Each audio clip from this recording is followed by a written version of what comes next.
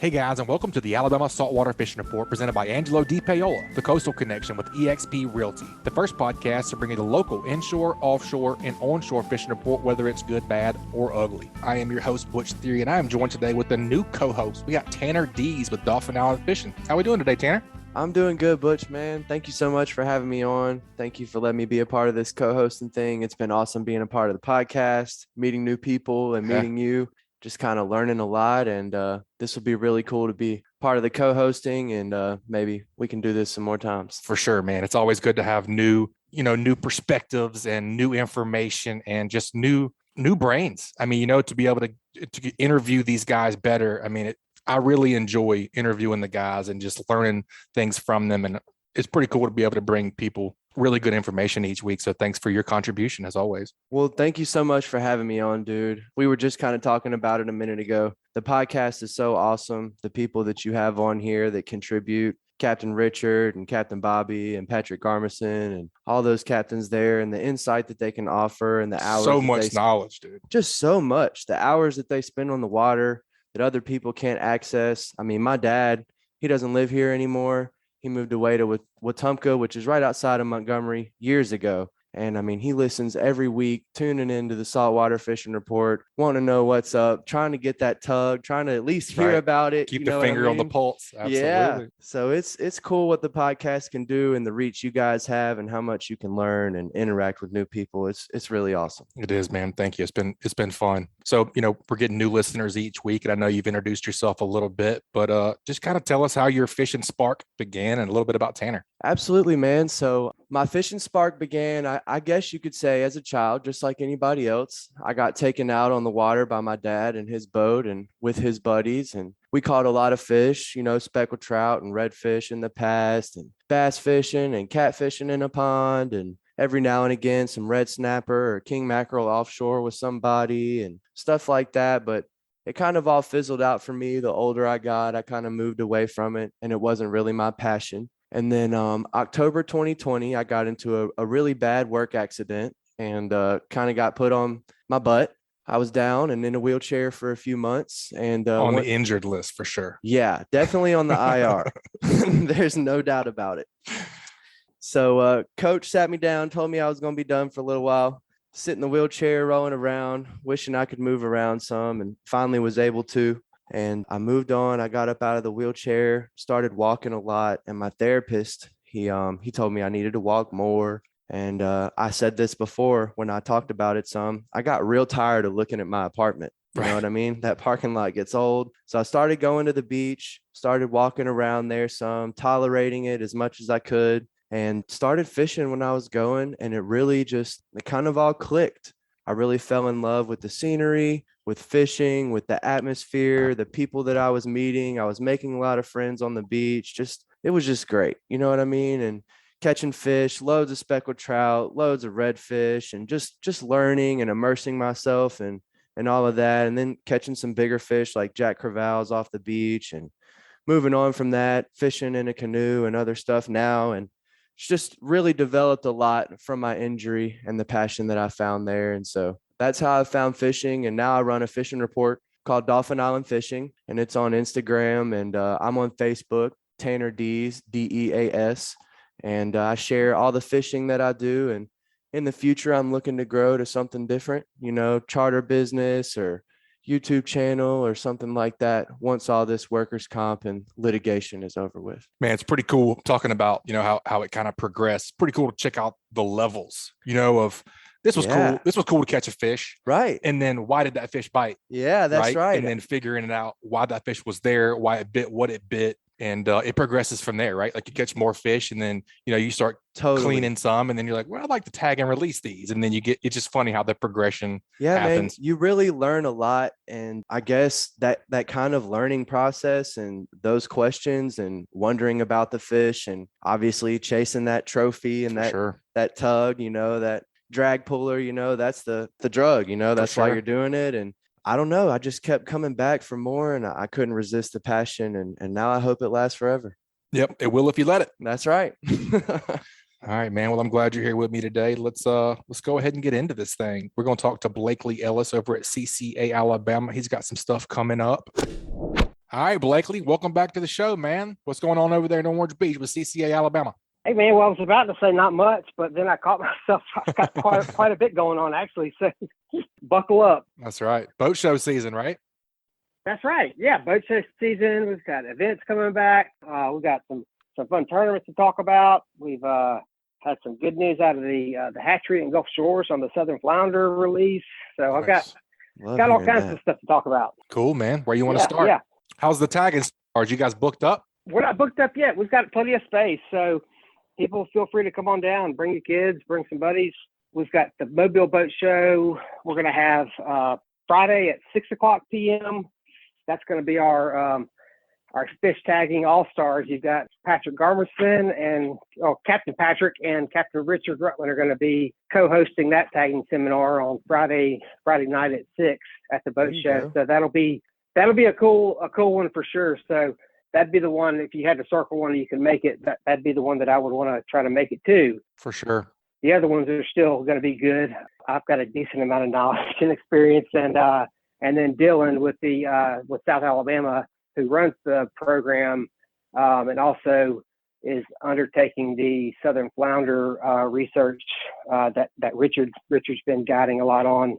Dylan runs that, so he's super knowledgeable as well. So we've got that seminar Friday at 6 p.m. At the boat show, and then Saturday at 1 and 4 o'clock, and then Sunday at 1 o'clock. So there's 4 different opportunities to come sit in on one of our tagging seminars. That's what's up. I fished with Dylan a few times, or really just once recently, but he had a lot of gemstones to offer, and I'm sure that any of his insight down there will be really cool. Cool, dude. Very knowledgeable. Yeah. Great fisherman. Yeah. Yep. He really had a lot of gemstones to give me last time we went out this week on the canoe, and he had a lot to say. Dropping some knowledge. Y'all don't miss out on that. For sure. Yeah, he's good. How do you get registered for those, Blakely? What's the best way to not miss out? Yeah, so you can send me an email, info@ccaalabama.org. Let me know which seminar you'd like to attend, or you can jump on Facebook or Instagram and send us a message that way. And then go ahead and make sure you've got your CCA membership squared away. It's $35, and they can do that at joincca.org. And those are the only 2 requirements to participate in the program: is that you come sit in one of our seminars, and then that you're a CCA member. And that's to get a kit. If you're not sure if you want to sign up yet, if you want to just come to one of these just to see what it's about and then make your decision afterwards, that's totally cool with me. We Nice. just want to have those things checked off before we turn over, $100 worth of fish tags and a tagging needle. Before you start stabbing innocent fish, Makes a you lot need to of know what sense. you're doing. Yeah, you're going to mess up. It's going to happen. The biggest fear for me is that they sit inside somebody's tackle drawer and never get used, because then Right. they really go to waste. So Yeah, that's very true. And then while we're still talking about that, the next weekend at the Wharf down in Orange Beach, the Wharf Boat Show, we're going to have one seminar on Saturday, and it'll probably be like midday. I'm not sure exactly what time, but probably like 1 or 2 o'clock on Saturday. So anybody down on that side, or really my neck of the woods down here on Orange Beach, that would like to attend one of those, same deal. Go on social media and shoot us a message or hit me up with an email. Heck yeah, man. Do it without having to cross the bay. That's right. What else you got, Blakely? I heard a big announcement about a tournament.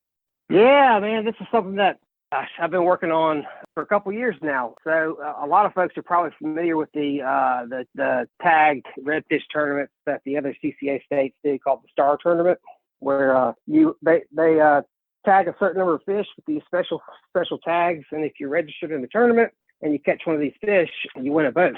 And Oh man, I like boats. Florida launched theirs. Yeah. Florida launched theirs about 6 years ago, and then Texas and Louisiana are huge.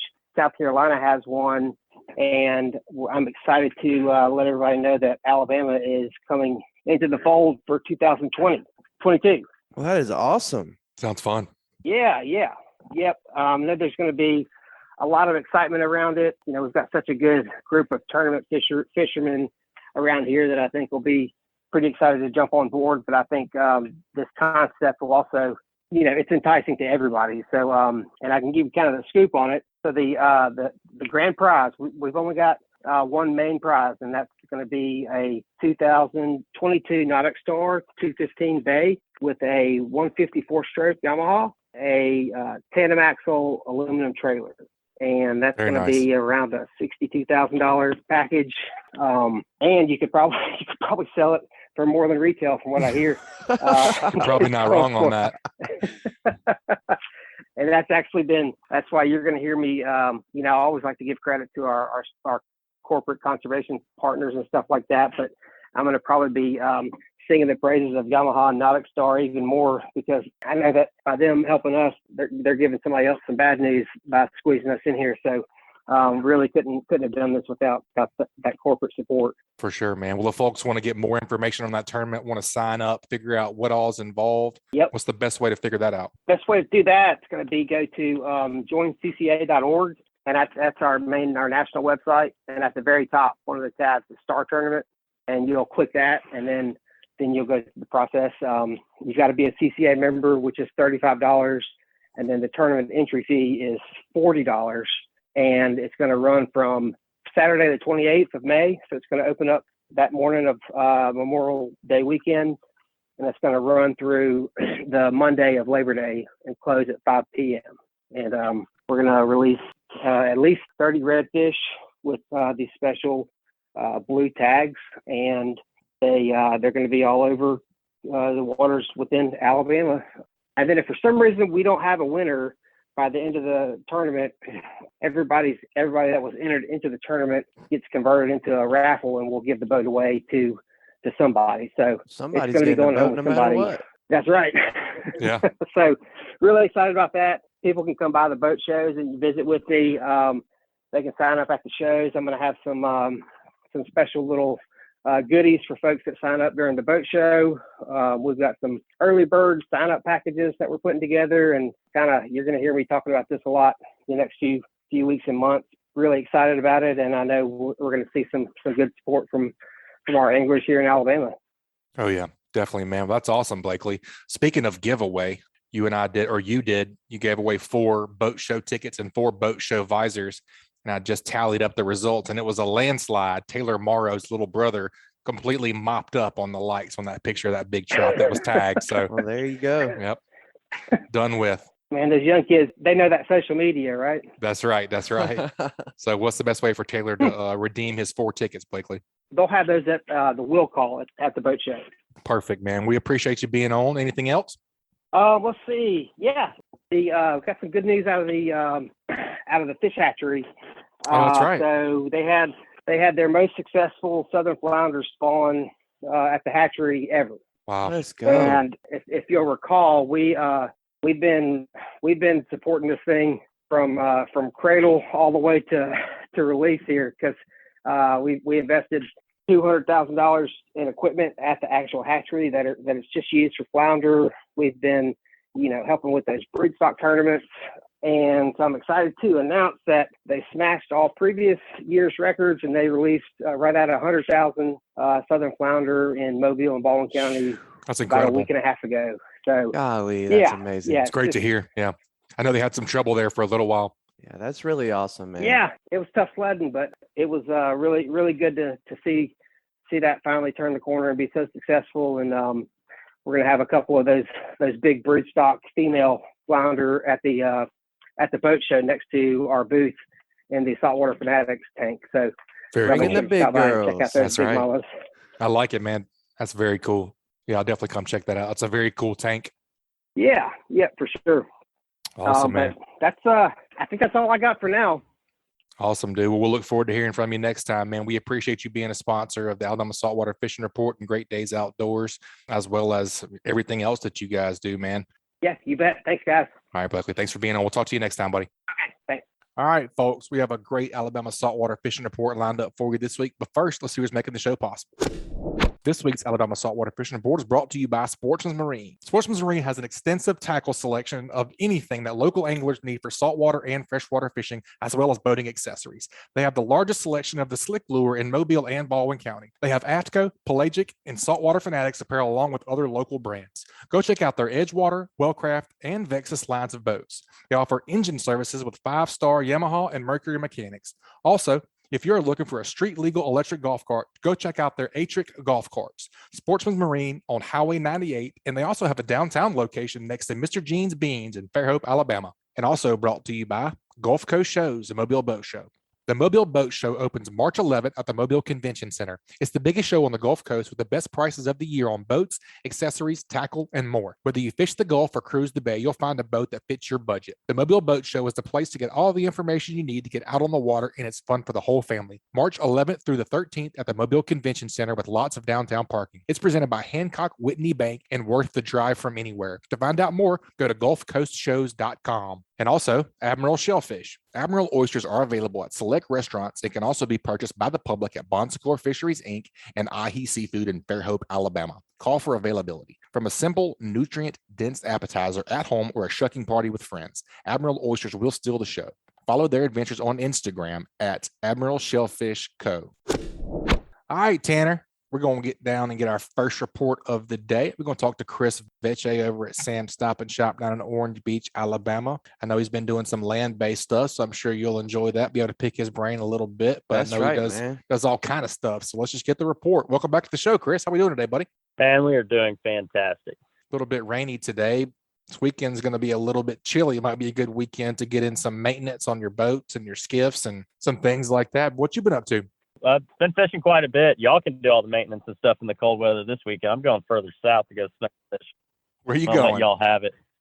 Down at Tampa and Crystal River. Gosh, There I want to you be go. Chris when I grow up, dude. Right. He's escaping the Dude's the always in winter like temps. Cabo or somewhere just living the lavish life. The last thing you want to do is grow up. That's where you mess up. That's true. That's true too. Maybe I just want to be you, not grow up and be you. Yep. A big man child like me, pack a kayak in your truck and just disappear every few days.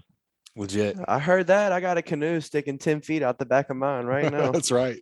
That's Never know right. when you're going to be ready. Yep. So what you been up to, man? Walk us through it. You know, you've been doing some land-based stuff. Just tell us kind of last couple, 3 or 4 or 5 days. Walk us through what you've been up to. Pretty much, last week did some sight fishing for redfish for a couple mornings, mostly down there, Fort Morgan. There's a lot of fish laid up in really shallow water, actually on the north side. And like some of those mornings, the water wasn't that bad as far as clarity. So you could really, you could see those fish from a good distance. We caught fish up to, I think the biggest one we had was 41 inches. You're talking schools of red, some of them 32 to, over 40 inches laid up in anywhere from, 8 inches to 2 feet of water. And That sounds fun. most of them it's as much fun as it gets, really. They haven't really been particularly picky. Some of the schools, like the smaller ones, the just over slots, they'll eat just about whatever you throw at them. The bigger fish, especially when you find the singles and pairs, anytime they're by themselves, they tend to be a little bit more gun shy. But if you can get into those groups of fish where you got, a dozen fish or more in a school, they're usually more competitive with each other and they're going to eat. And there's been some drum mixed in too, smaller black drums. So it's been a lot of fun down there. Cool, man. What have you been throwing for these fish? I've been throwing flies at them, but I had some friends with me this week, and we mostly threw plastics at them. Because they're fishing shallow, you're having to scale down the much lighter jig heads, but you still got to have a pretty substantial hook on there. But we've been throwing like 4 and 5 inch plastics. When the water's real dirty, I'll usually go with something real dark, but because the water was relatively clear, we were actually throwing the best color by far was bright pink. Yeah, I was just about to ask what color was working for you. And bright pink plastic tail, I'd get into talking brands. There's a bunch of them, of course. We threw both Saltwater Assassins and Mirror Lure tails. I really don't think it'd matter. The main thing is just that profile and having that color from the hone in on. As far as flies, I threw stuff that was both, darker, like olives, black, and then I have a kind of a little blue crab pattern that was working really well on them. So Really cool. they're chewing pretty good. They're definitely not that spooky. It's just a matter of getting your fly close enough to where they can react to it. Do you notice that there's a time of day that the bite is better when you're sight casting these redfish or not? As long as you got water moving, they're going to eat. If I'm sight fishing, that's the thing that seems to surprise anybody that fishes with me is if we're going sight fishing, everybody say, you want to meet at like 6:30? I'm like, I can't see anything Right, at 6:30. right. 9 o'clock. That's why I like sense. link fishing. Link fishing is like 9 a.m., like to 2 p.m. That's what's up. Well, that's the thing is as long as I've got tide movement, we got tide sweeping across those areas, moving food, and I have some sunlight to see, we can catch a fish. Okay. Now, we were doing really good on Thursday morning until that tide peaked. Once the tide peaked, the fish just kind of got lazy, lounged around. You'd actually see them. I tried to take a picture of a couple of them, but the picture came out terrible. But, you'd come up on them. They'd literally be laying on their bellies on the sand, not moving. And those fish you probably could have dead stick the plastic, or even like a craw.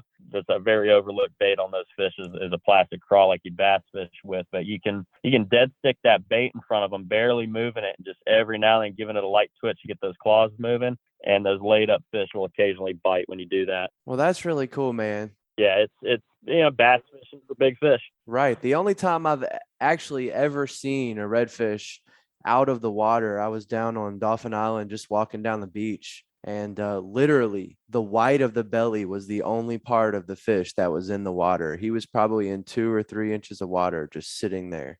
And I tried to throw grubs at him and top waters at him and everything. Wasn't budging. I thought he might be dead. I walked up to him and he just swam off. Blew my mind. That's wild. Yeah. It was super cool. Yeah, the best thing for those laid up reds, and especially when they're belly crawling like that with their backs out of the water, I always throw either a plastic craw or one of the Bugs jigs. I don't know if you're familiar with the Bugs jigs or not, but so I was actually going to mention that's what Scott Kennedy was talking about last week. We just heard about him. Yep. The Bugs jigs are that's where it's at. I throw the 3/16 ounce. It's called the Permittal. It's just a smaller, kind of more subtle crab imitation, and that has been my go-to bug from those guys for the last 4 or 5 years. One of the really cool things that Scott said about that was the silent entry because of the feathers and the fur. You might be able to elaborate on that a little bit more than Scott, but yeah, it lands soft. You barely. It's one of those baits that you don't have to give a lot of movement to with the rod tip to get a lot of movement out of the bait, if that makes sense. Like the material of it has that kind of breathing to it just from the current, pushing on it. So you get a lot of movement when you're just, like I was talking about before, when you're having a dead stick, basically put a lure in front of the fish and not move it. That bug, even when you're just sitting there, the water, flowing over it is making that thing kind of pulse a little bit. So it still looks alive, even though you're not doing anything. Yeah, I'd imagine that pisses them off in a way. Yeah, they'll come up to it almost like a bedding bass. You'll see them kind of start to slowly nose up to it, just kind of looking at it. And all you got to do is give it just the slightest tap, and you get the reaction from them. It's like it's daring me to eat it. Yep, that's what Scott was saying too. It's like a blue crab flaring up. Yep, exactly. That's really cool, man. Very cool. What about the other side? You've been fishing on the south side on the beach, any? Yeah, I fished the beach Sunday and Monday mornings. Sunday sucked. I wasn't gonna try to. Well, that happened. The good, the bad, the ugly, right? Yeah, it sucked. That's all there was to it. I got out on the beach too late. That was my fault. And I set up in a couple really good looking spots. The spots where you're like, oh, it's gonna be on here. And no, it wasn't at all. Dang. At least it was a pretty morning. I did not take a sunrise or sunset picture, so I don't feel like I cursed myself. But it just wasn't a good bite, and I didn't have long to fish either before getting into the shop. So, but Monday morning, we got on the beach earlier. Me and a customer of ours here at the shop, and we did score some pretty nice whiting. Actually had decent action. There's just a lot of smaller fish, but we ended up with a nice little pile of whiting to take home, and we had one pompano that was undersized. There you go. The current was sweeping pretty hard, from east to west. I don't think that played as much of a part as just the water being a little more stirred up. But I got out there, plenty of tide movement. I found a couple good points that had, good flow, almost no washouts that I could find between 3 different beaches. So I was just having a look at the outer bar and try to find those, what I just call bottlenecks, where that outer bar comes in closer to the beach and kind of forms a funnel. And that's pretty much what we're trying to focus on, since I couldn't find any good washes. Well, that's a really good tidbit for somebody walking down the beach, trying to find something to fish and what to look for. With those whiting, I know, just kind of from my own personal experience, quantity is out the wazoo. There's always a lot of them. But is there a time where you find better quality with these whiting, and a time where you find targeting them and catching bigger fish is better 1 or 2 times a year or something like that? If I had to go whiting fish any time of year, it's going to be, I'd say I'd pick the rear half of March all the way till the end of April, and then again in November. If I was going to pick 2 months, April and November. That's when I always catch my biggest whiting. March can be really good, but I don't know. The thing about whiting is just like any other fish. They do tend to school by size. So if I get in a spot and I'm catching a bunch of dinky whiting, yeah, every now and then you might pull a bigger one out of it. But if I've caught 10 whiting and all of them are 8 to 9 inches long, I'm usually going to move. Okay. I never seem to catch a big fish, or any quantity of big fish out of the middle of a bunch of small ones. So I just end up moving. Now you will get a pompano will come through. That's kind of the gamble there, is that just because you're in small whiting, that does not mean a pompano is going to move into that spot and take your bait. So, that's just, that's something you got to make on the fly in your head and make that decision. But I rarely stay put for too long in any spot if I'm not catching quality fish. That definitely makes sense. Same thing with speckled trout. There's a couple of big ones mixed in with the dinks every now and again, but usually it's dink fest or not. That's right, man. Yeah. So one thing that I've learned from you guys doing this podcast is those whiting usually hang pretty close to the beach. Like within 10 yards, right? Yeah. Sometimes I catch them 3 feet off the beach, like right there. Yeah.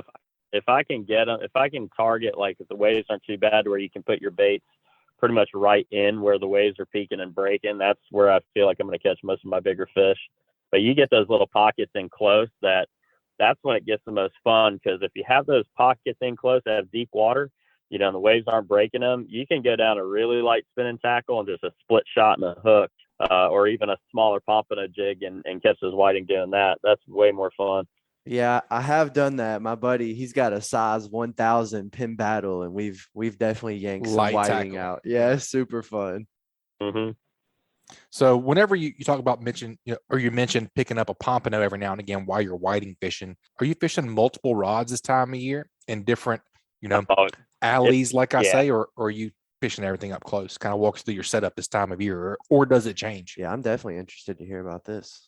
The answer to all those questions, yes.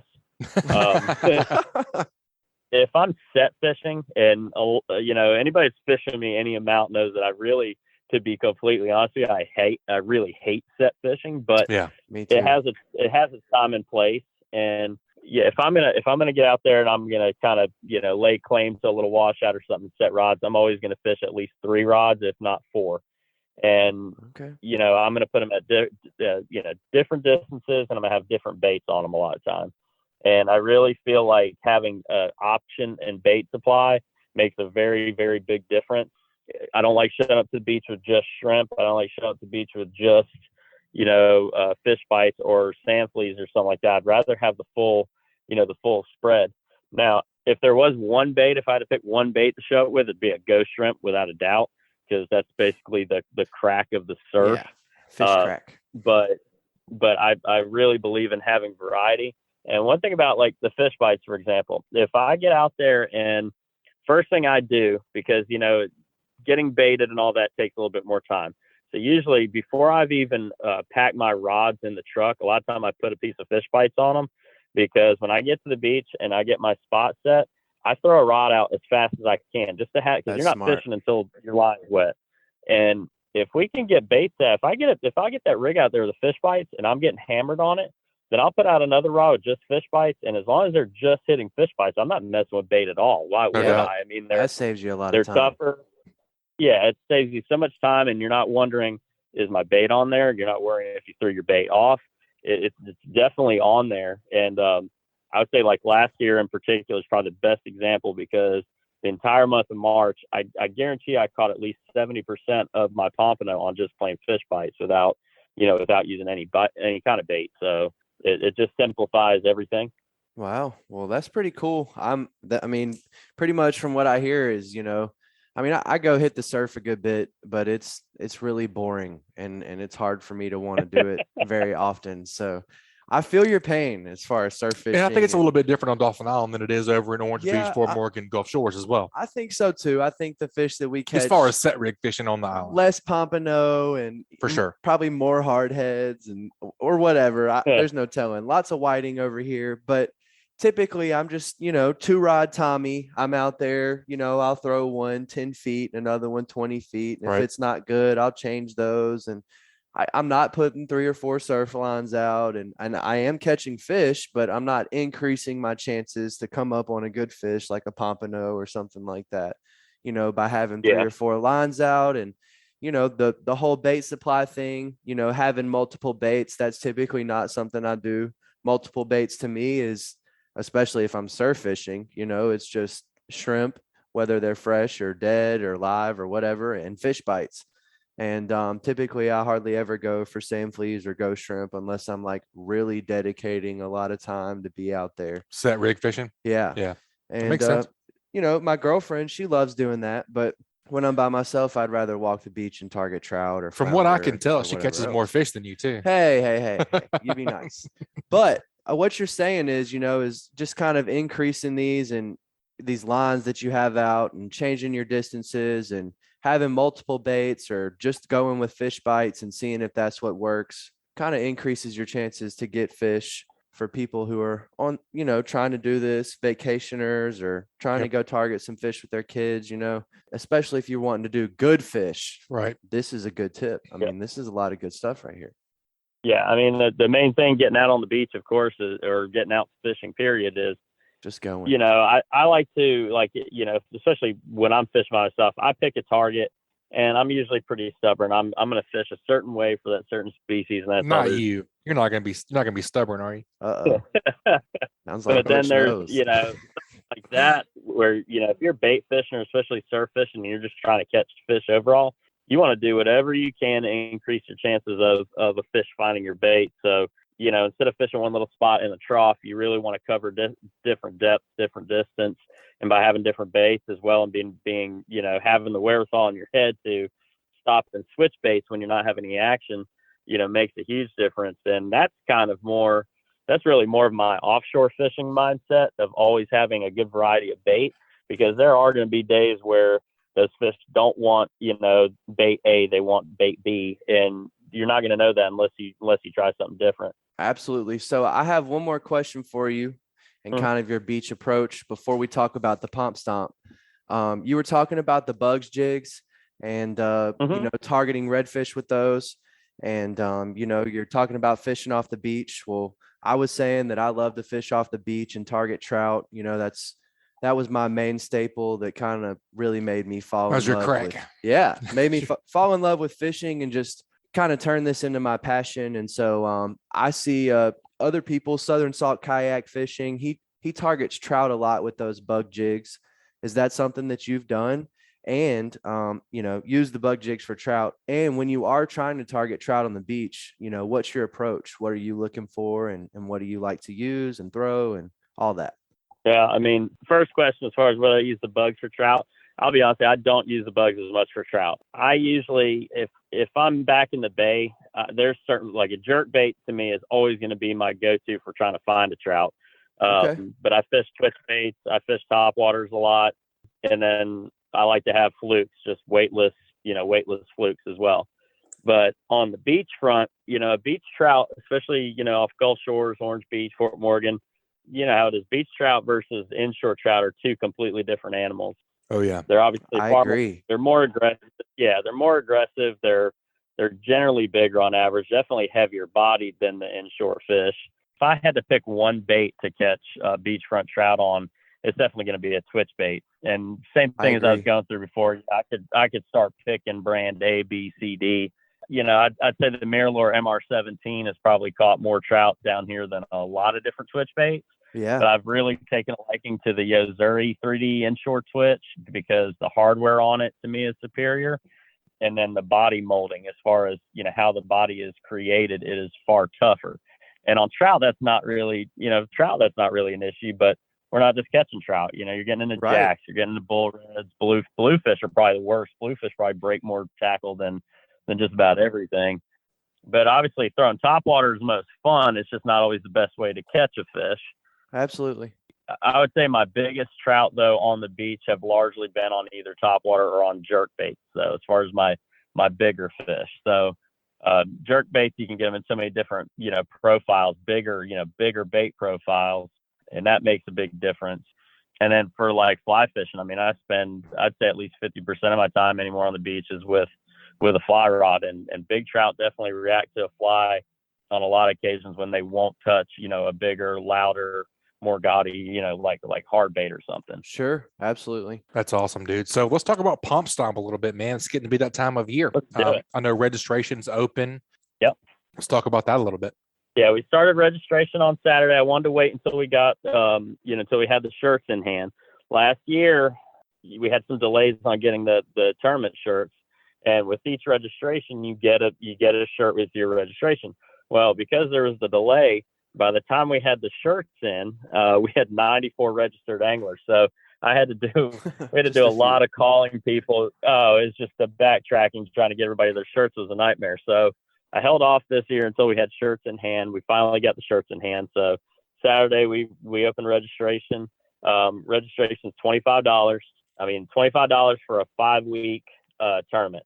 So you can fish whenever you have time. You can, if you're not coming down for 2 more weeks, don't worry, it'll still be open. The tournament will start on March 26th. That's a Saturday, and then it will end on April 30th, the last day of April, which is also a Saturday. So it's 5 full weeks, and during that time frame, we should be able to get in on the 2 main spawn cycles. We're going to be probably a hair behind, at the start of the tournament, but we should still have, should have some big fish around, and then we should be through that full moon cycle again in April. So plenty of time to get it in. Oh yeah, absolutely. As far as rules, it's really it's just pretty simple. Rod and reel only, obviously no spearing fish, netting fish. We did change one rule this year, and that was boundaries.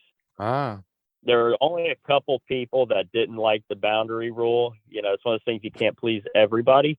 That's right. But it's basically from the Mississippi state line to Fort McRae, which is on the west side of Pensacola Pass. So you can fish all of Perdido Key. A couple guys asked me why we did the boundaries, and here's one of the reasons why is we had quite a few people last year enter that fished Pensacola Beach, Navarre, Destin, and one of the issues that was brought up by I probably received messages from about 9 or 10 people. That may not sound like a lot of people, but at the same time, that's enough of a concern to where I took it into consideration. And one was that the average pompano the average pompano to the east is typically a little larger. If you watch the pompano tournaments over there, they regularly weigh in fish over 5 pounds, even 6 pounds. But also you have a lot of guys over there that are commercial hook and line fishermen. And that's where I kind of had to, put that boundary in place is, they can keep a lot more fish than the average recreational angler.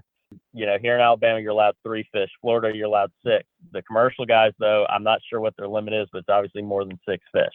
Heck yeah, so it is. I just, being the Alabama Pump Stomp, I wanted to keep a little bit closer and not have to worry about those details. So that's why we changed the boundary. Keep it fair for everyone. I agree with that. That's right. I'm going to win from Dolphin Island anyway, so y'all don't have to worry about it. There you go.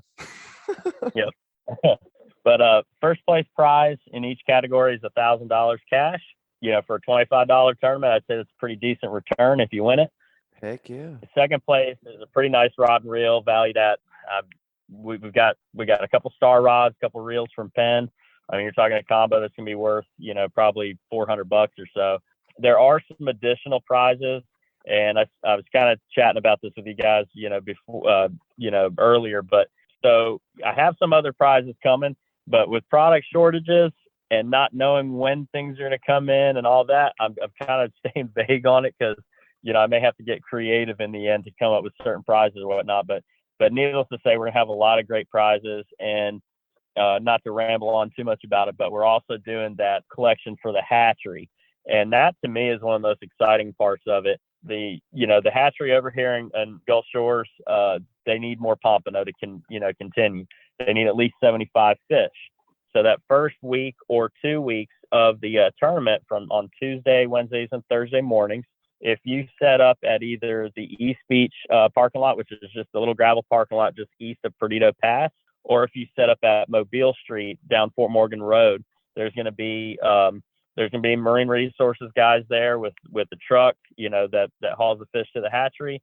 There's going to be guys there to round up your fish, record weights, length, and it's a live fish collection.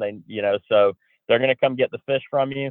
to kind of motivate that, though, CCA and the Marine Resources, we've come up with some really killer prize packages. So there's going to be a lot of motivation to turn in your fish. And the best part is you can turn in any size pompano. It doesn't have to be a 12-inch fish. It could be 6 inches. It could be, whatever size. They need as many fish as possible. Yeah, that's a big And factor. you'll get a raffle. Yeah, absolutely. And you'll get a raffle ticket with every fish you turn in. So we're going to have a few random drawings for prizes. And then there's also going to be a prize for whoever turns in the biggest fish and for whoever turns in the most fish. On this live fish thing, what's the best way to keep these pompano alive so that these people can do that? And how hardy are they?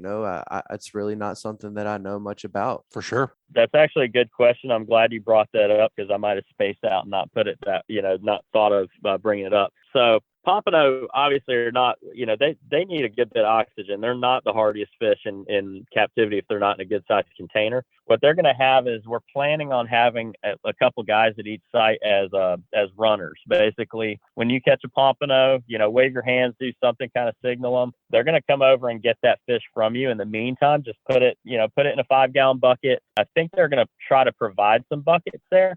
And they just want you to get that fish in the water as quick as possible, with as little harm as possible. They're going to come grab that fish from you, record its weight and length and everything, and get it to the truck. You really have about 15 to 20 minutes, which as long as they're, as long as you got the runners down there. That's doable. Yeah. Yeah, it shouldn't be any problem. Very cool. So man. That's going to be pretty much the drill is when you get there, go, there's going to be the guys are going to be there, go greet them. They're going to be there from 7 a.m. to noon. So you're going to have a 5-hour span at each one of those 2 locations to catch and turn in those live fish. But Very it does cool. have to be at one of those 2 locations. You can't, they're not going to accept fish that you catch from another location and try to transport it because the chances of those fish actually surviving are not good. Goes Okay. down and down with transport, I'm sure. Yeah, that makes Cool, sense. man. Well, Yep. that's awesome, man. The Palm Stop's always cool. I mean, $25 is, you can't buy a dry man, fish you shirt for can't that beat much, that. right? You can't And then beat you're that. It fishing sounds with a fun. chance of awesome prizes. And you're going to get a really cool shirt. So I always That's tell what I'm people, saying. it's like, $25 is worth the all shirt. else Just a fails. shirt. Yeah, all else fails, you're buying a cool performance shirt, and you're getting entered in for a chance at, winning a lot of prizes. Not only can you place in the first, second, and third in each category, which there's a big fish category, and then your 3 fish aggregate, which is the total weight of the 3 heaviest pompano that you turn in through the tournament. So you have those 2 categories, and we're going to do weekly drawings. So there's going to be 5 different weeks where you might, get randomly drawn for a certain prize package. We've got some gift cards. We've got some other tackle. So we're trying to make it to where people have the highest chance of winning something. So It's awesome, man. It's a great event. How do you get entered in it? So you can enter either call us on the phone, of course, at 251-981-4245. You can register over the phone. And then, of course, you can always come into the store to sign up. Obviously, to get your shirt, you would need to come by the store at some point to pick up your shirt. But we're open 7 days a week from 5 a.m. to 9 p.m. So, getting signed up is pretty easy, and there's plenty of time. Awesome, man. That's a great report. Even more great info about the Palm Stop, man. We look forward to getting involved in that. Yeah, man, that's super awesome stuff. I can't wait to participate and to Tanner hear already more said he's about going to how it's win, so you going. heard that Yeah, here. That's right. Yeah. I'm Absolutely. predicting it. You're challenging Tanner. Yeah. Off and on, basically. Very cool stuff, Chris. We appreciate you being on, man. That's what, 97122 Canal Road? 27122 Canal Road. Come and see me. I'll go see Chris. Go bother him. Give me my shirt. Always a great report, man. We appreciate you being on the show, man. We'll talk to you next time. Yeah, man. Thanks for having me. All right, guys. Let's take a quick break and let's hear from a few of this week's great sponsors. That segment was brought to you by United Bank. United Bank knows what an important role agriculture plays in our local economy. At United Bank, they are here to support local farmers with financial products and services designed specifically for agribusiness, including real loans for farmland, equipment loans, working lines of credit, and more. Truth is, they deeply value the contributions agriculture makes to our communities, and they help our local farmers build successful businesses. They want to see you succeed. Learn more at unitedbank.com or stop by any United Bank branch. United Bank, all loans subject to credit approval, equal housing opportunity lender, member FDIC. And also brought to you by Photonis Defense. Photonis Defense is proud to offer the PD Pro line of night vision systems. The PD Pro series is the world's smallest and lightest night vision goggles built around the Photonis 16mm filmless 4G image intensifier tubes and their hybrid filmless 18mm image intensifier tubes. The ultralight, ultra-compact night vision systems deliver cleanest image, best resolution, smallest, most transparent halo, and best overall performance and function of any night vision system available. The PD Pro line consists of the PD Pro M 16mm monocular, the PD Pro B 16mm binocular, and the PD Pro Q panoramic night vision system. Photonis Defense, masters of darkness. And also, Fishing Chaos. Fishing Chaos recently announced the launch of its new club module and a partnership with National Scouting Report to significantly enhance exposure, recruitment, and scholarship awards for high school anglers. NSR announced last month the addition of fishing to their already successful sports recruiting program. Fishing Chaos invites all high school fishing teams to create a free club on the Fishing Chaos platform. Clubs can hold tournaments within the high school team or invite rival clubs to compete in CPR, catch photo, release events, as well as live weigh-in events, as Fishing Chaos supports most any tournament formats. The addition of the new Fishing Chaos Club Management module allows coaches to easily communicate with the team about upcoming events. It automates the tracking of Angler of the Year or Team of the Year standings and collects angler results. Fishing Chaos will play a key role in recruitment by collecting data on tournament finishes. NSR will build angler profiles based on these results and other criteria important to college programs. If you're interested in setting up a free team club or a tournament, please contact Fishing Chaos today at fishingchaos.com or call Jesse Wilson at 256-508-1853. All right, Tanner, let's head on down and hear from our homeboy, Captain Richard Rutland with Cold-Blooded Fishing. What you say today, Cap? There we go. Man, we've been doing a little bit of everything, kind of in a, I would say, inshore wise for what I've been doing. Starting to enter into a nice little transition period here. Some fish are starting to show up on the outsides of the tidal rivers. Not really so much in Mobile Bay, more Mississippi side. Mobile Bay, man, the water is so dirty all the way from. I did like a little riding around the other day, and I ran from like Dog River all the way to the island, and then all the way to Coffee Island. Man, the water is so dirty and so fresh the entire way. The only clean water I could find right now is going to be like down in Grand Bay, and then up inside the tidal rivers. At the mouths of the tidal rivers, it's kind of dirty, but on up a little ways, definitely that's where you're going to find your better quality water. But even then, it's kind of hit or miss a little bit, which is very typical for March. March is always what I call a transition month. So you're starting to find fish on the flats outside some of these areas, and then there's still some fish inside the rivers. So they're a little bit everywhere right now, to be honest with you. With as far as speckled trout and redfish and stuff goes, it's a little frustrating, but it's just a sign that spring is almost sprung or is springing. We're gonna have a real nice cool down this weekend, so that'll be interesting to see what that makes them do. I assume it'll pull them back into some deeper, more stable water, pulling them off the flats. Yeah, we got a lot of north wind coming. That's going to blow all the water out of the bay, and then that nice cool down. It looks like it's going to maybe get into the around 40-degree mark Friday night, and then Saturday and Sunday it's supposed to really cool on off into possibly going to have a freeze is what they're talking about. So and some hard north winds too, so it's going to be jamming. It's going to suck. Yeah, be cold. Yeah. We've me and the Bobcat got the Battle of the Grubs on Saturday. They're forecasting 25 to 30 knots of wind, man. We're struggling to find a place to fish, man, to hopefully win this thing. We're tied for first right now with another team for Team of the Year. We're going to try to sew that one up if we can, man. We're going to have to fish hard. We really putting our noses to the grindstone and trying to outsmart our competition. For sure, man. That's typical bog weather right there, right? Oh, yeah. Well, it's about time because we've had like basically 3 tournaments of perfect weather, so for sure it's only in bog fashion that the last one's going to be gnarly. It's going to be sporty. Yeah. That's serious. I love those days like that when it gets gnarly like that because I know you do. Man, yeah, I like it when it's like that. I don't know why, but it just makes you want it a little bit more when you go out there and compete. You got some tough conditions and whatnot. It makes me want to fish and try that much harder. So yeah, that's because you're not quite right in the head. That's why you like the crazy weather. You sound a little loopy over there. Oh yeah. Yeah. Hey Tanner, tell me something I don't know, Hall. Come on. So, man, talking about that, I don't want to give away any obvious secrets before the bog. I know stuff's pretty serious, but just talking about this crazy weather and the bad water you were just talking about. How do you approach this weekend, man? I mean, if you're going to fish Saturday, Sunday, or even in the next week a little bit, what are you looking at? I mean, I know the tides just flipped, right? So the tides they're getting back on track to be a little bit better. What are you going to be paying attention to moving into the next couple of days? So basically kind of our game plan is for the wrecking crew is going to be the thing we're trying to find is protection number one from all this wind that we're about to have on Saturday.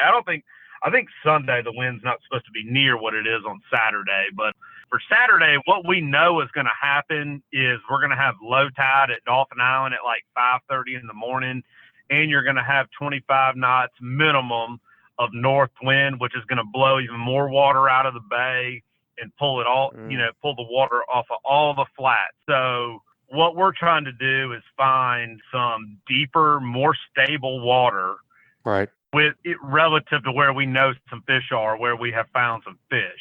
So we have plans for about 3 different systems right now, and we hadn't made a decision where we're going to fish at just yet, but in relation to each one of those rivers, all of our game plans where we're looking around right now to hopefully be successful is going to be somewhere around some deeper water, and that's we always talk about, and Captain Bobby always talks about too, deep water relative to everything else. You know what I mean? So like Dog River, relative deep water is going to be like your 6 to 10 foot of water. Foul River, it's going to be more like your 10 to 14 foot of water relative to wherever you're at. That's right. Location. Yeah, that's right. Yep, that's right. So that's kind of our game plan, and just to find some fish in those kind of areas, because like I said, like where you're catching fish, like right now, I'm catching some great fish up shallow, like in 2 to 3 foot of water right now. That's going to be dry land just about on Saturday, you know what I mean? And then probably Sunday morning, because we're just going to have these low tides in the morning, and then the tide's going to start bowling in real good and throughout the day. And that's kind of one of the things that we're planning on happen, is that the water is going to come up a little bit later in the day. And it's going to open up a few doors for us later in the day, because enough water is going to get up on certain flats where we've been catching some fish. So what have you been catching them on? What color in this dirty water?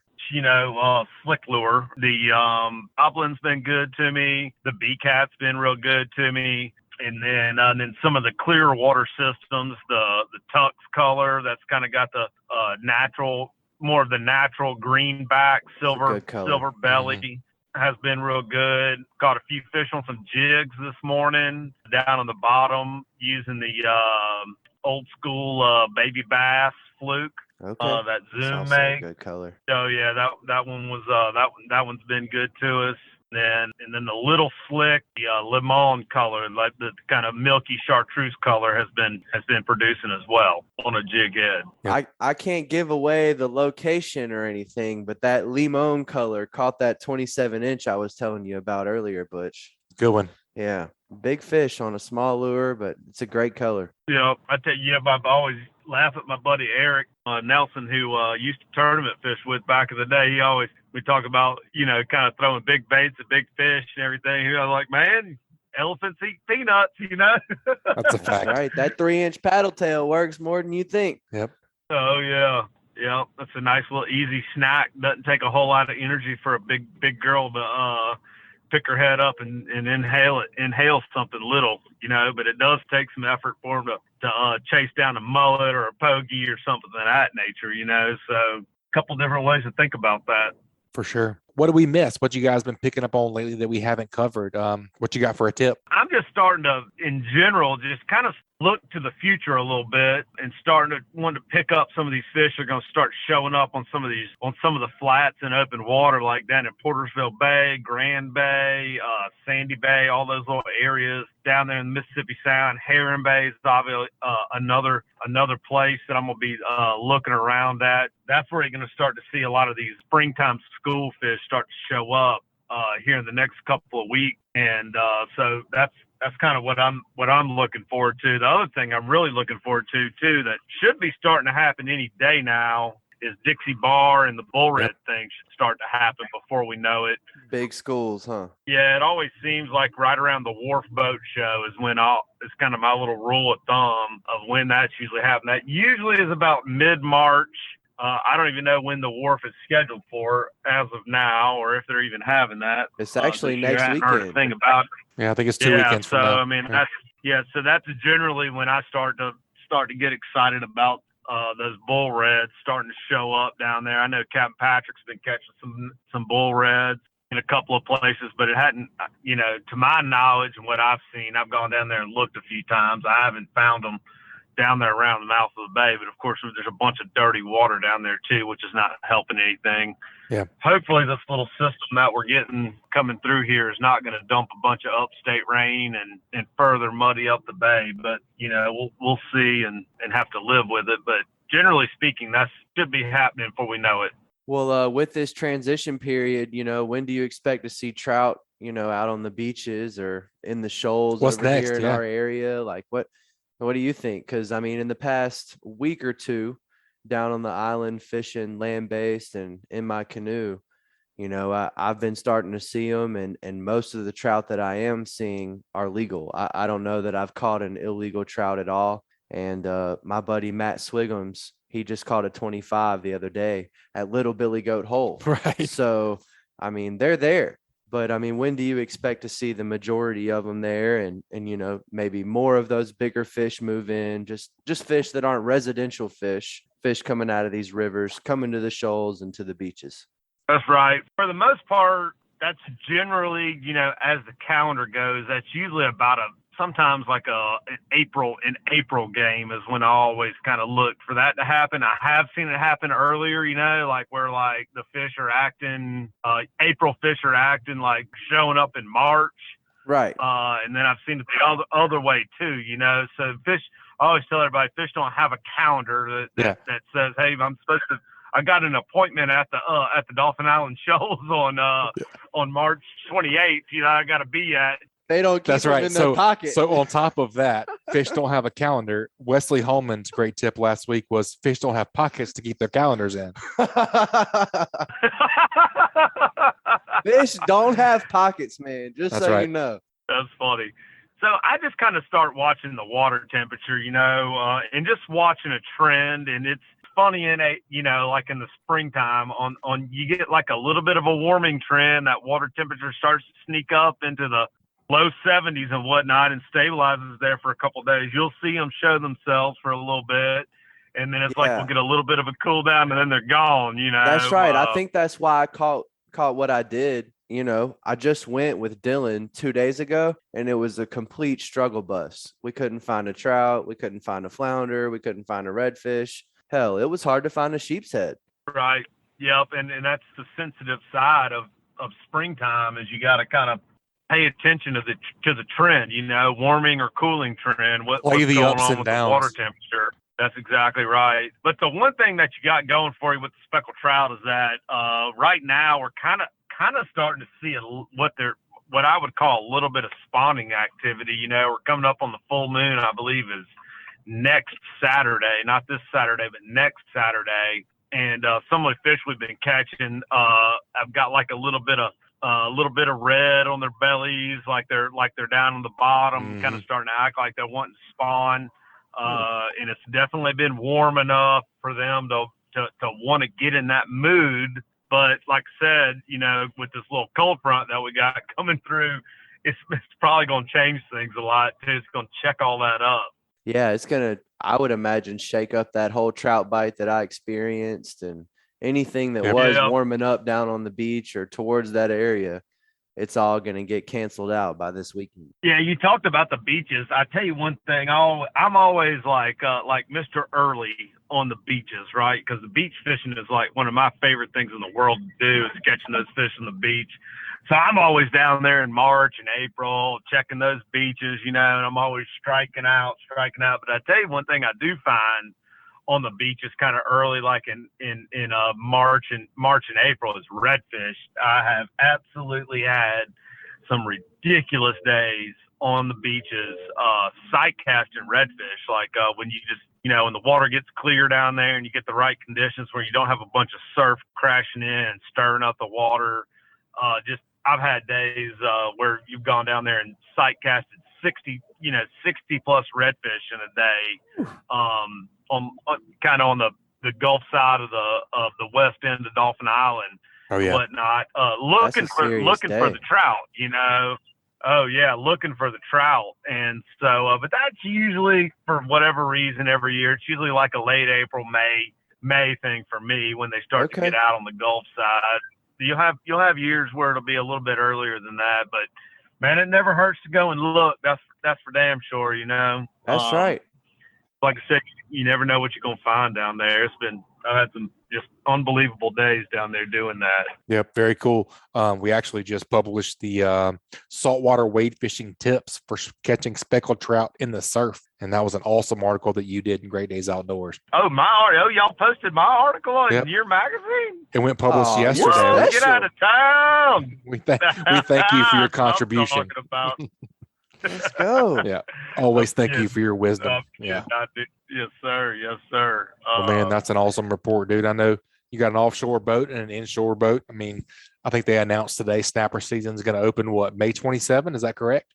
Yep, that's for recreational. Yep, we're going to open up May 27. Yep, we're going to be not sure if we're going to get what we got last year. You know what I mean? They give us and they take us, but hopefully we'll have a nice little season this year. But yep, looking got plenty of openings, and for my offshore boat, got plenty of openings coming up, and I've got plenty open for spring break here coming up the next couple of weeks. Anybody's looking to get some kids out fishing, that's one of my favorite things to do. Take some kids out there, get them all excited and hyped up about fishing. That's always one of my favorite times.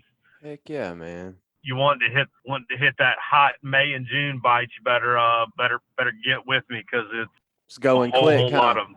Yep, it's here. Oh yeah. Yep.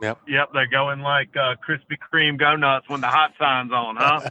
I heard that. Well, that's what right, you want man. them to do. That's right. Well, folks want to get up with you and book a trip, what's the best way to get in contact with you? Yep. Check me out. I got coldbloodedfishing.com. We're on Instagram, Facebook. Call me on the landline, which is my preferred way, 251-459-5077. All right, Cap. We appreciate the report. And as always, be safe out there, man. Keep whacking them. We'll talk to you next time. Thank you, sir. Good talking to y'all.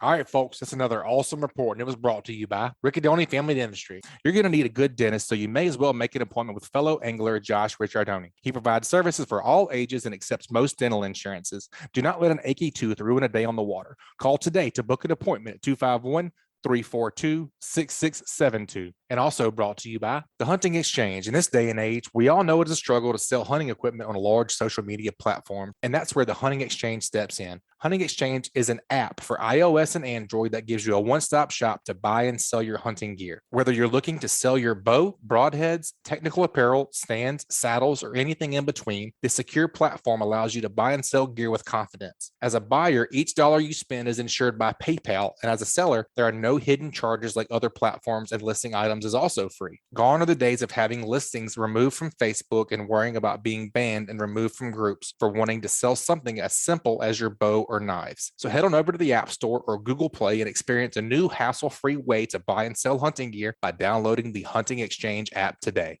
And also, Alabama Marine Resources Division.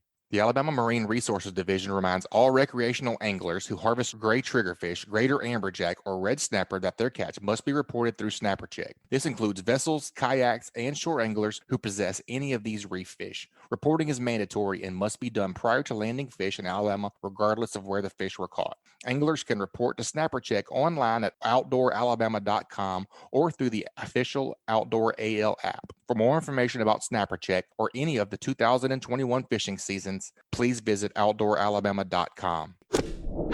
All right, Tanner, we're going to head down to our last report, but certainly not the least. We're going to get the report from let's go offshore, man. I know Captain King had a great offshore report. I'm excited. Yep. I'm going to talk to Captain King Marchand with the Lady Ann. What'd you say, Captain King?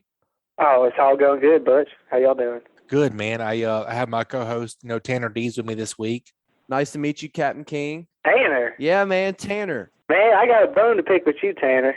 Oh boy, what'd I do? I saw a big mess up you had the other day. You was down there and you was sheephead fishing at the marina, and you had a big old sheephead. Yep. You just got him up on the boat. I don't know what you was doing. You had him on the measuring stick or something. And That sounds like me. Yeah, he flopped right off the measuring stick and went right back in the water. And you looked over your shoulder a couple times. Oh, you saw that? You looked over, act like you not noticed supposed to nobody see saw that. you. I'm gonna tell you one thing, man. Somebody saw you. Always. Well, dadgummit. Nobody was supposed to see that, but that did happen. That was a little over 17-inch sheep's head I caught. I was doing a little pre-fishing for a sheep's head tournament, and I was testing out a bump board that I borrowed from one of my followers on the Instagram page, and It happens. needless to say, I was not used to the bump board, and I lost my dinner. Back into the drink. That's right. Man, he looked a little closer to 16 than he did 17, but we're gonna leave it at that. Oh, okay. Well, we went from big sheephead to 16, not 17. So, well, all right, it's all good. Oh, man, Yeah. That's funny. Yes, Well, sir. Captain King, what you been up to, man? I know it's it's March, man. I mean, we're here in spring. Summer's gonna be here before you know it too long. I know you're booking trips, but what you guys been up to? I know you guys went offshore this past weekend. Yeah, pretty much just been up to tuna fishing. That's about it. You know, our season's just now getting kicked off, and we got a lot of trips coming up, a lot of sheephead trips, a lot of stuff. But right now is a good time for tuna fishing, and a lot of my customers are taking advantage of it for sure. Well, that's great to hear. I can't wait to hear what you've been catching as far as tuna species and what you've been catching them on and how that looks for you guys. That's super exciting.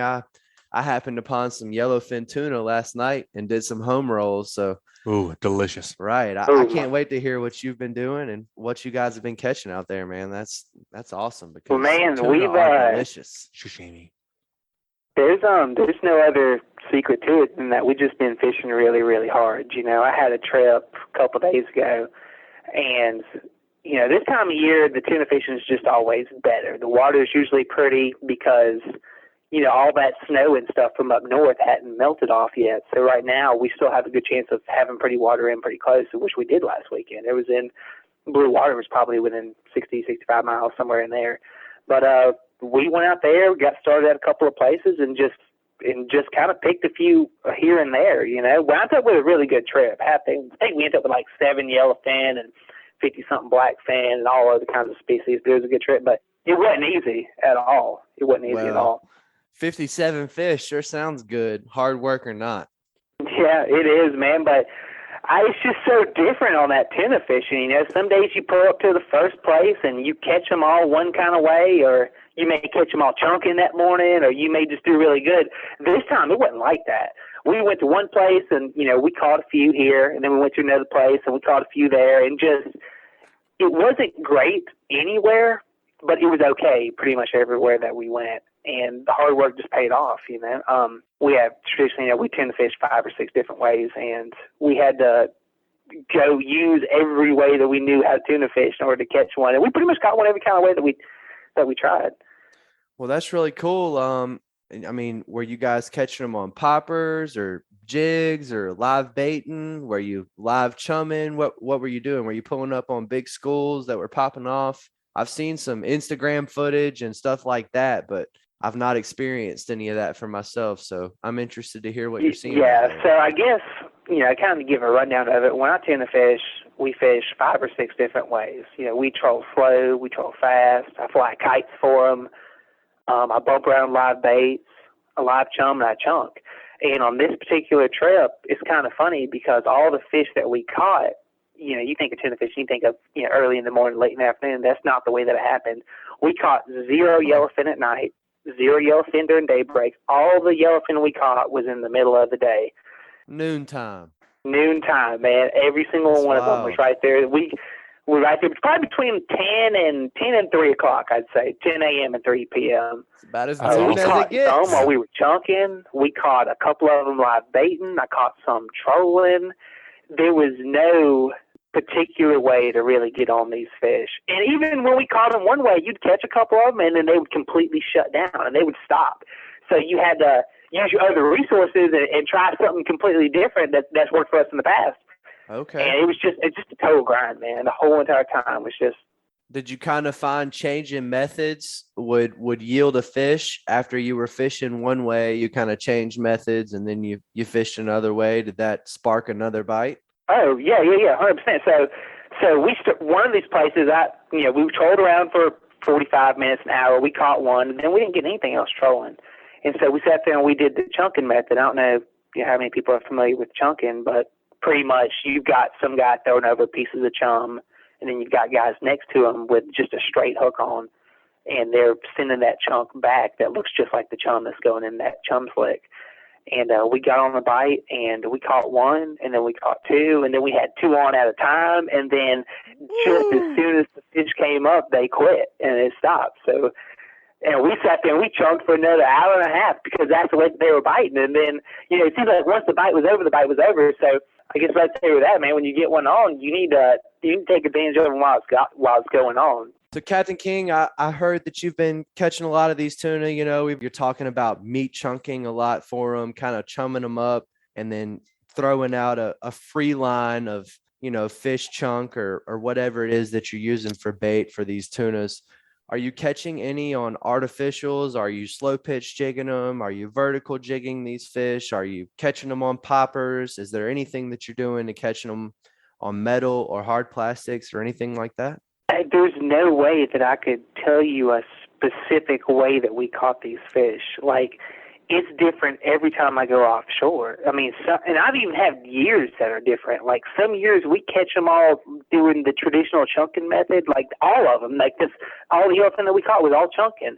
I had some years where we catch them all trolling small baits, and then I've got times where we catch them all live bait. And like, these fish, they're not like a deer where you can pattern that deer of what he's going to do. There's no pattern in these fish. And sometimes it's consecutive weeks that they bite this way. Sometimes it's days or hours, or sometimes it's the whole entire year that we catch them all using one certain way. The biggest thing to me is to keep a full toolbox. Keep all your tools in there. You know exactly how to use this bait, the way to present this bait, and you do what you know has worked for you in the past, and you try all the kinds of ways. So, like, I know for us, we've got 4 or 5 or 6 different ways. So we chunk for them. We troll for them with small stuff, troll for them with big stuff. And I use live bait, and you can present your live bait different ways.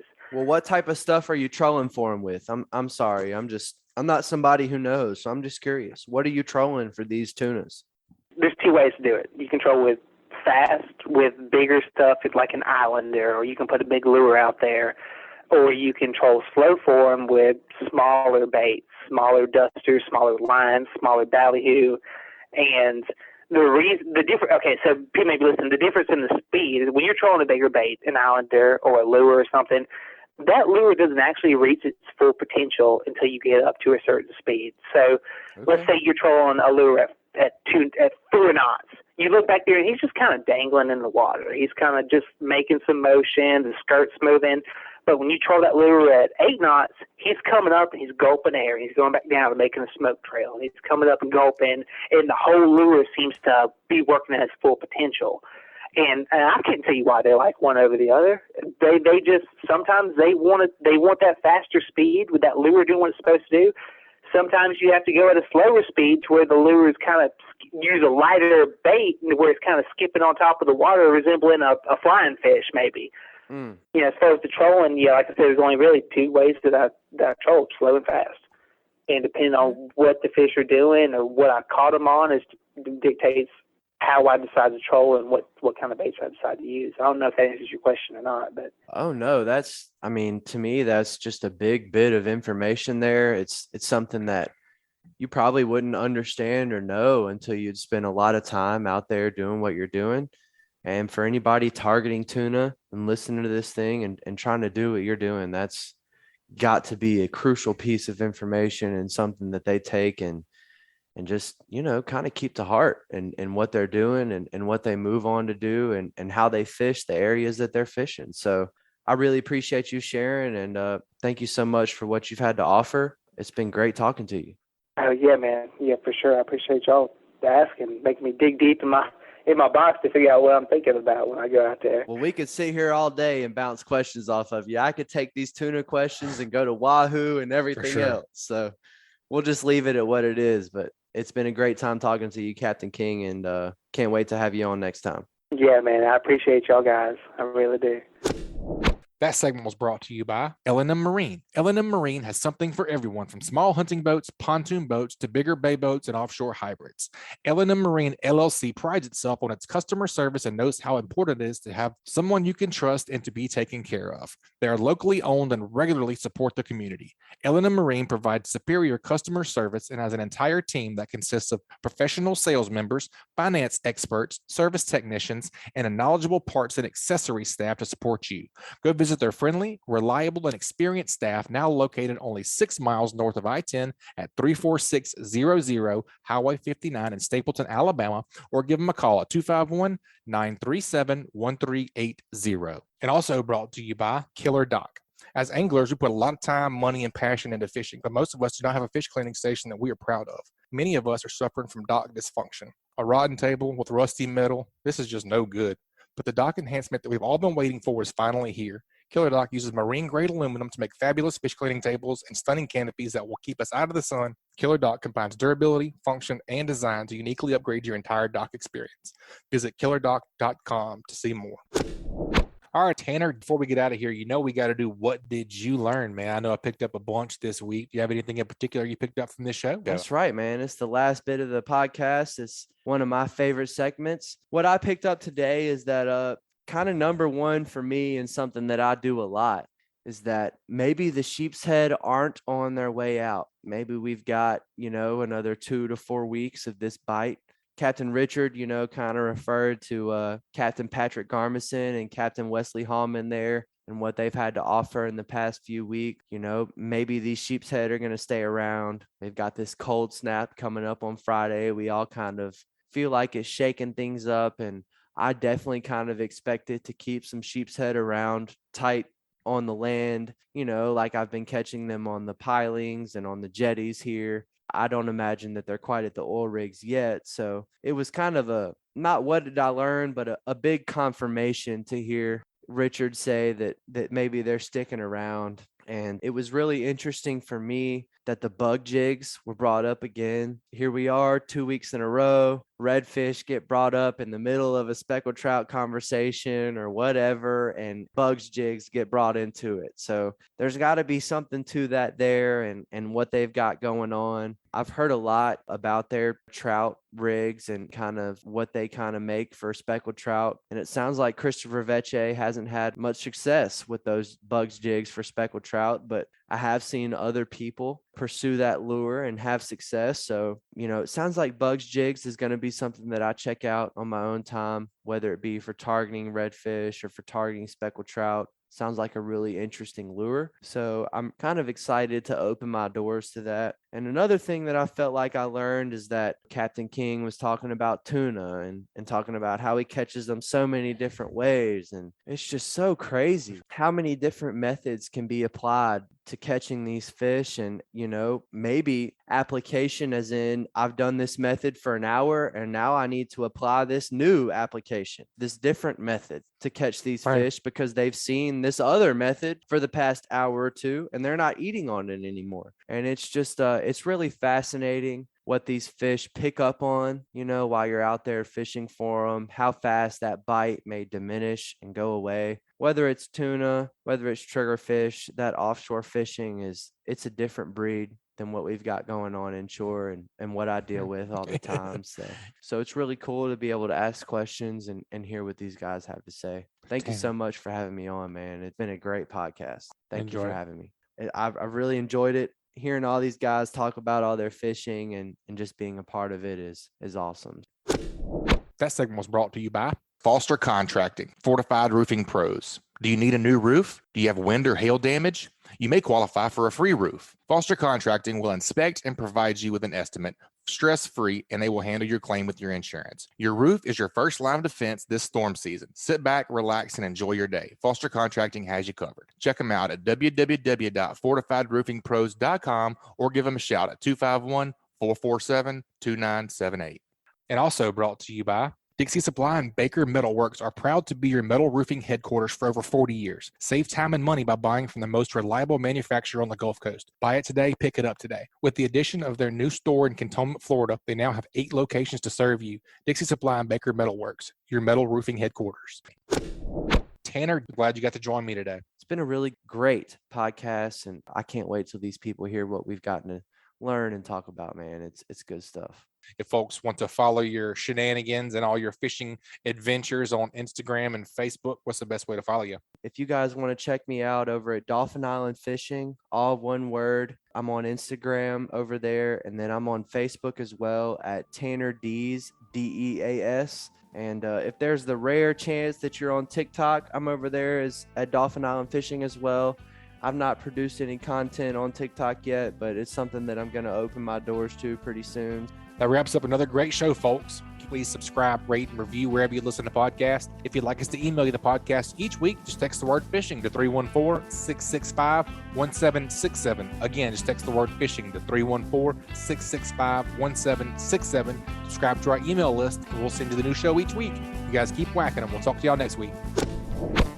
This week's Alabama Saltwater Fishing Report has been brought to you by Advanced Transmission at Spanish Fort. Give the professionals a call who have been trusted on the Gulf Coast for over 25 years at 251-626-6061 or check them out online at www.advanced-transmission.com. And also brought to you by Bucks Island. They have new pontoon boats, bass boats, bow riders, and aluminum boats for sale. They provide boat service on all kinds of boats, even if they weren't purchased from Bucks. Visit them at 4500 Highway 77 in Southside, Alabama, or give them a call at 256-442-2588. And also brought to you by BoatersList.com. If you own or run a boat, you know how difficult it can be to find the right company for the task at hand. Sign up at BoatersList.com to find a company to work with on your next boat project. This week's Alabama Saltwater Fishing Report brought to you by me, Angelo DePaola, The Coastal Connection. Find us online at thecoastalconnection.com. And also brought to you by Hilton's Offshore Charts, bringing you the highest quality online satellite fishing chart since 2004. Your source for sea temps, altimetry, currents, and watercolor at hiltonsoffshore.com. And also brought to you by MB Ranch King. MB Ranch King hunting blinds and feeders are built to last, right here in the USA. They offer high-quality, easy-to-use corn and protein feeders that can be filled with both feet on the ground. Call Kevin today for more info or a quote at 205-807-2937. MB Ranch King, built in the pursuit of perfection. And also brought to you by Bahio Sunglasses. See more, catch more. Experience the clearest lenses on the planet with Bahio Sunglasses. Try on a pair at your local retailer or check out BahioSunglasses.com to see for yourself. And also by Test Calibration. Test Calibration is your source for sales and service of diesel turbochargers and fuel injection systems since 1976. Contact them at 800-822-0057 or visit them online at testcalibrationdieselandturbo.com.